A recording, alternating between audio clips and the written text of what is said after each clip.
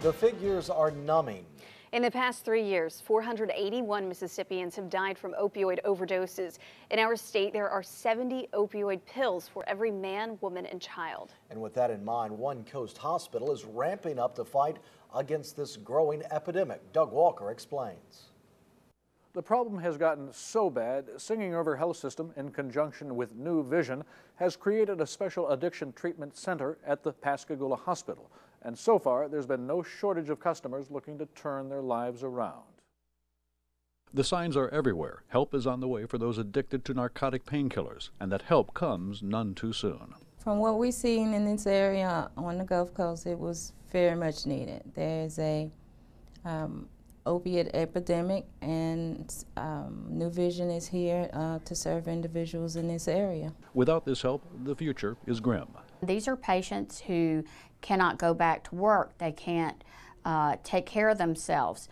And it's a really sad cycle that people are in that we would like to help them reverse. This treatment takes a different approach. We have a 3 to 5 day treatment, medical stabilization, where individuals are monitored by doctors, nurses, and other medical staff. The help comes with understanding and a large dose of compassion. Going through withdrawal is incredibly painful and uncomfortable.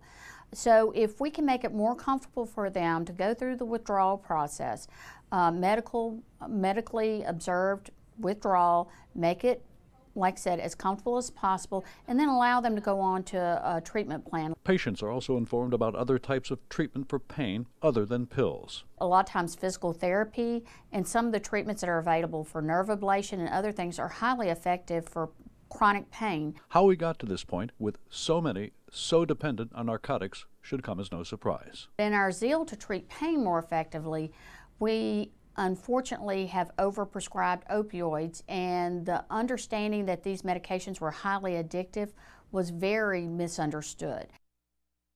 An interesting feature about the addiction unit at Singing River Hospital, even though it's located on one floor, the addicted patients are not separated from the general patient population.